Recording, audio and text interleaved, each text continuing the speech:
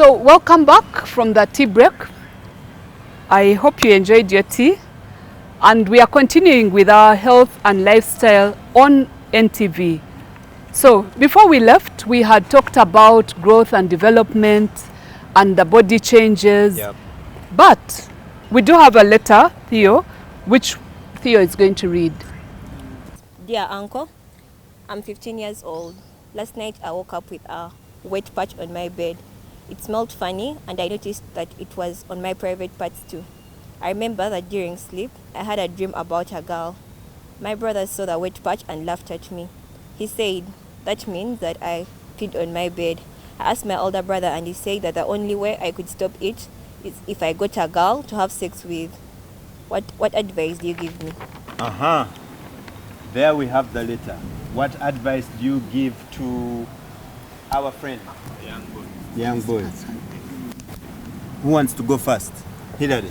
According to me, the advice I give to that boy is that it's normal, and he pee on the bed? No, it's normal to see those watery things on his private parts, and he should not go to look for girl for sex, because if he go there, he may get a girl who is HIV, and at that situation he may get infected, which is not good.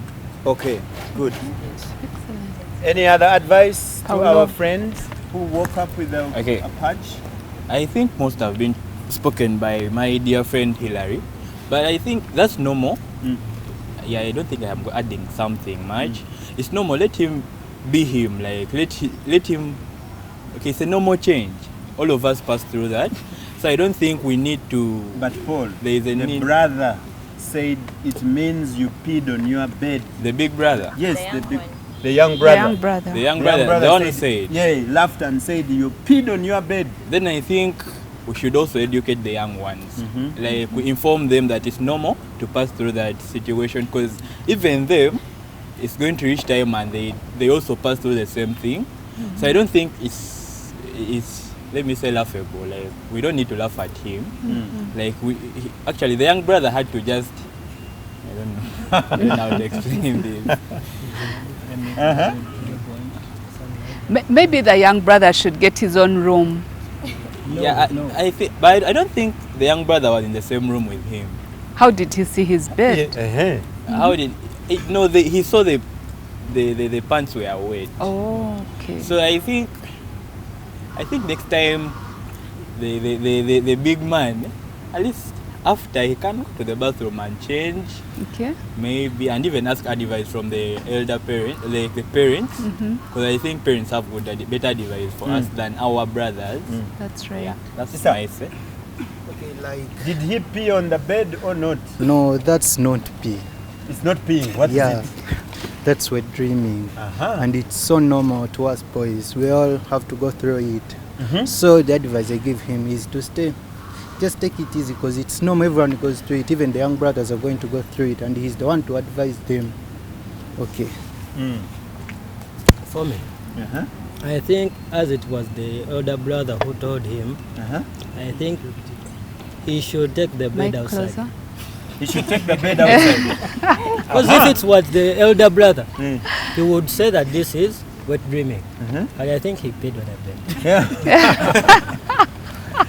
Ham thinks that he peed on the bed. What do you guys think? What advice do you have for a friend who is confused, does not know what to do? What I think is that these people like 15 years and above, before they should be educated more about these things, that they warn their young ones earlier too, to prevent circumstances like this, because now this boy feels ashamed of what has happened and he doesn't know that it's normal, and he can't tell his younger brother this or that, because the younger brother will be like, what do you know and who told you? So I think they should be educated more about these changes that happen to people. Thank you. Denise? Well, personally, I think by the time someone starts wet dreaming, they should be educated about these things. Like, I think schools should like take the initiative to teach children about these things like earlier on, so that they should know, like, you're supposed to know these things. Same way, okay, yeah, it's a bit ashaming. I go and my little brother finds me with a wet patch and he tells me that I've peed on my bed. I would feel so bad. And then my big brother gives me terrible advice. And then let's say he gets a girl pregnant, then his parents are like, who told you to do that? And it all comes back to you. So I think schools should really take the initiative to like teach children about these things earlier on. Yeah. So the big brother says that you need to find a girl if you want that to stop. You need to find a girl to have sex with. What do you have to say about that? I think to go? No, I don't think he should look for a girl to sleep with. Because in the process, he's going to get infected with different diseases. He's going to get sexually transmitted diseases. Then also AIDS. He may also impregnate the girl because he doesn't have enough information about sex. Yeah. What do you think is going on in the elder brother's head? What do you think is going on? Theo? In the elder brother's head, who gives that advice? What do you think is going on? He's illiterate. He doesn't know about these things, or he's just being sarcastic. Because most times our siblings think everything is funny, or they don't like take things serious. So like they don't mind at all. But I think sometimes our big ones should learn to look out for us. Like instead of like pinpointing things and finding everything funny, they should at some point know that some things are serious and take them like at heart to explain them to us, the little ones who don't know these things. Or if the brother really doesn't know, then should they talk to their parents? If they feel ashamed to talk to their parents, you can talk to a person like a doctor or someone they find at ease to talk to us more knowledge about these things and learn something good about it. And their brother should not do this again because he didn't help him in any way. Okay. Excellent. So it's been really exciting. You guys are amazing. And I know you're going to be the change agents. When you go back, don't give your brothers wrong advice. You now know that if somebody gets a wet patch, it's actually a wet dream. And it's a normal process. And girls, when you're growing up and you start your period, just know that is the peak of your puberty. I hope that parents and teachers out there can support young people to grow. But young people as well, please support each other as you're growing up, because we all go through these changes. It's completely normal to develop hips and breasts and hair on your body, and no one should body shame each other. We all need to support each other because we know it's a difficult time. Is that okay with you? Yes. All right. So I will continue to discuss our letter. Yeah. So we see from the letter that our friend had a dream of a nice girl, okay? And then wakes up and he has a wet patch. So this dreaming, those feelings of sex, what causes that? Do girls also have them?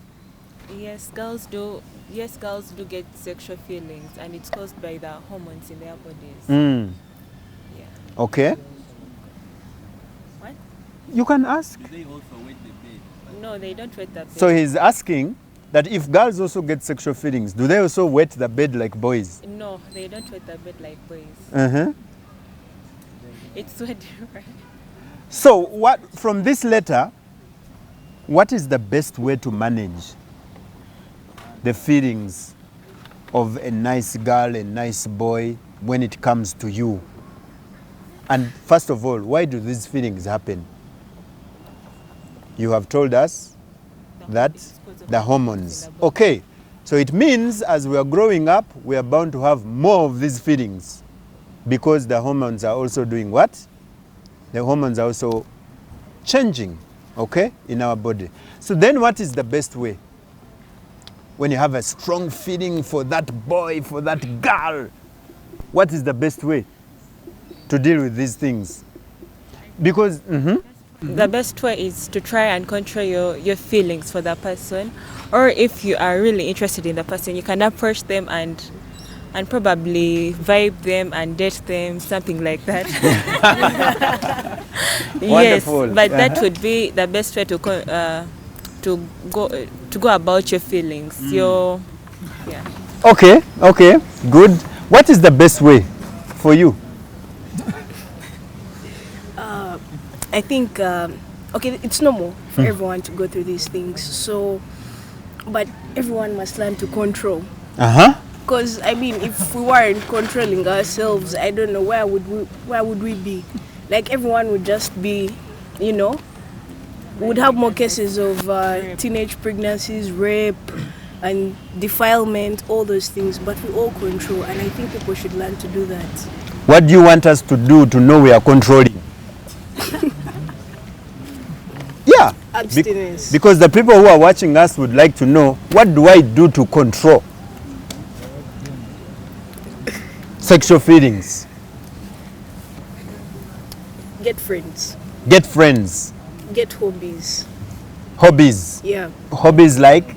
You know, basketball, play football, do the sports and, you know, keep your mind off things. Read books and yeah. Okay. Yeah. Okay. Good. Read what? Novels. Read novels. It depends on what type of novels, because romantic novels will just bring more problems. They'll just bring more problems. So you have to be careful what books you read. Okay? Yeah. Now, in this letter we see that somebody makes meaning out of the wet dreams. And it happens when girls grow breasts and hips enlarge. What does that mean? I think When other people look at you, what do they say? they start saying that you're now mature, Then that you're ripe. Yes, that's what comes to their mind. Then they start saying you're attractive. So when they say you are ripe, you are attractive, what does that mean? What is the untold story they are trying to say? That you're now ready to have sex. That you're now ready to have sex. Yes. Is that so? I don't think that means you're ready to have sex, because we have women go at different stages. Find someone younger, more rounder, more different. So we have to like learn to go through it, talk to people who can help us. But it doesn't mean that you're ready to have sex before you're like in a real like relationship or like you're married or something. But yeah, just because you're rounding hips doesn't mean that it gives you audacity to go around and have sex. No, it doesn't. Okay. Many times, as we are growing up, for boys, you always get disturbed frequently with your penis standing up. Okay? Yes. Does that happen to you? Yes. So, how do you deal with that? Frequently, your man is standing up, the penis is standing up frequently. How do you manage that? According to me, if that happens, I just do any work to Look for a distraction. I can just go for my books, or I can go for football, so that that mind. But Hidari, have you ever got it and it refuses to go down? Even when you go for football, it refuses. Has that ever happened to you? I can go just for shower. I can go for shower. For shower? Yes. Okay. Which number do you play in football? Ham. Yes, if you want to know that I play in football. Ham. Yes. How do you deal with that? I don't deal with it. That is another government. It governs itself. So you just go and leave it until it comes down. Yeah. But what causes that? What causes it? What is happening that is causing that? The mind. What's it about the mind? Sometimes you had seen some girl, something of that kind. And then when you are seated somewhere, it doesn't come itself. It's your mind that brings it. Exactly. So when you think about that sexual feeling, it comes. Uh-huh. So when it comes, you just leave it. Yeah. So when you think about, when you get feelings for sexual performance, okay, you think about a girl, you think about a boy, that's what causes it. Yeah. So then inside there lies a solution. What is that solution, Isa? Because it happens because we are thinking about a girl we are thinking about the opposite sex. So, then how do we control? Okay, like me, when it happens to me, when I ever think about a girl and it happens, I just call my fellow boys, we go to the court and play basketball. So, basketball, you won't be standing in one place. You have to run after the ball. So you will, your mind will get that, okay? Absolutely. You'll always be running after the ball. You will forget that and just concentrate on the ball. That's how I do it. That's how you do. You just don't look at that girl. Now what if a girl passes and you see another girl? Okay, then if the girl passes and it does again, it's you who wants now to look at the girl. So if you don't want it, why should you even look at the girl? Absolutely.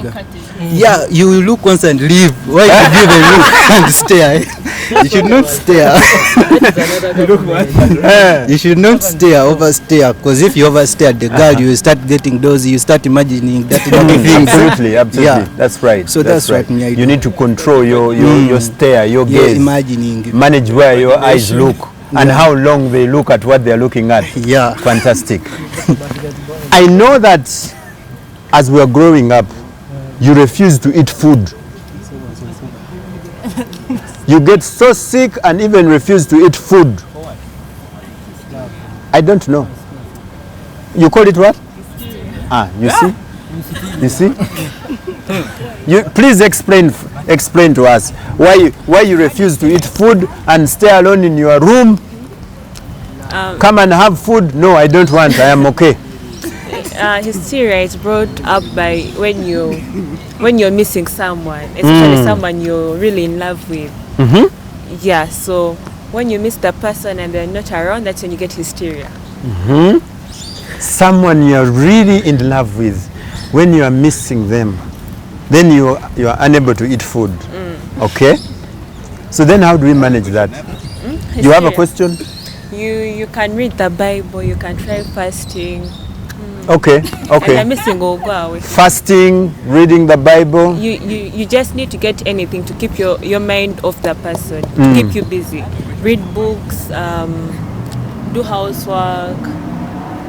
Okay, good. We need to know that when we fail to eat food, it then affects the contents our body needs to grow. I have a question. Yes, you have a question? For Martha. Like, how does this hysteria affect your appetite? Like, how does it? Why does it make you not to eat? Yes. Do you want to answer? No. Martha? Anyone can answer? Because hysteria doesn't make you fail to eat. It's just a feeling that you feel like you're punishing yourself, or you feel like it gives you comfort. I think like it's not a must that it may stop. Some people don't stop to eat, other people eat too. Like people eat, but some people will stop to eat. It's that's where they find comfort. If I can't talk to anyone about something, or I find everyone will laugh at me, or I'm going through it and I feel like it's really affecting people will judge me, I'll find comfort in not eating food, being alone, and just like that's where I'll find my peace. I try to be there like until I'm comfortable to get out there. Okay, good. So, yes, you have something to say? Hysteria also causes depression. So it's the depression that makes you not to eat. Like you want to spend most of your time alone, and yeah. Okay, thank you very much, colleagues, for the discussion that we have had today. Okay, going deeper into the changes and how our body feels when we are undergoing all these changes. The most important thing is to always remember it's normal. Always remember what?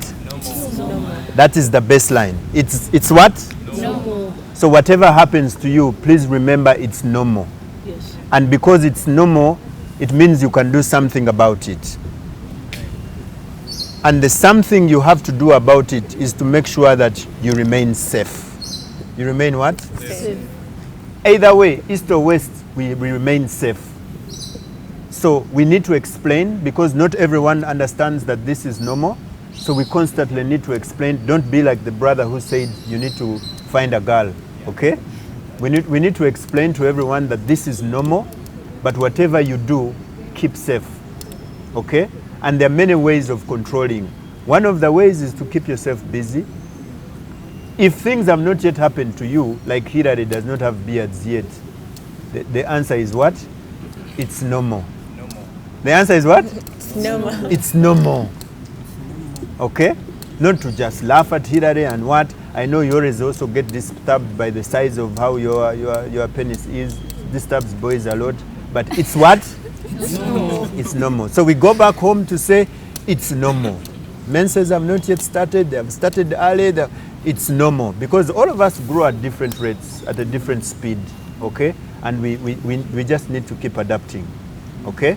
So all the changes that happen to our body is because it's normal and we are becoming normal human beings. So all the people out there, thank you for watching NTV Health and Life Skills Education. We have been your hosts, GUSO program, the Alliance, Reproductive Health Uganda, Straight Talk Foundation, and all the members of the Alliance.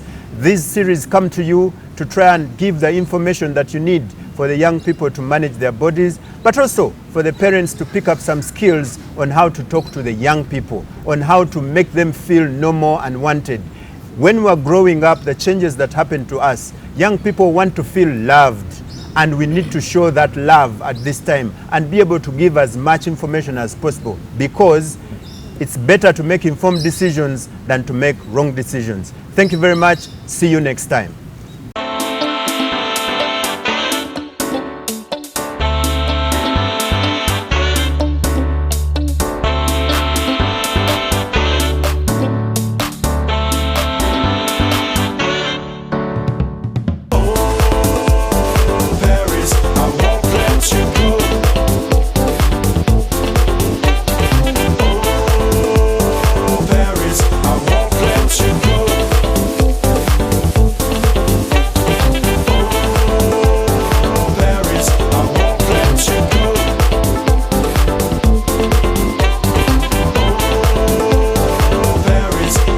Let you go.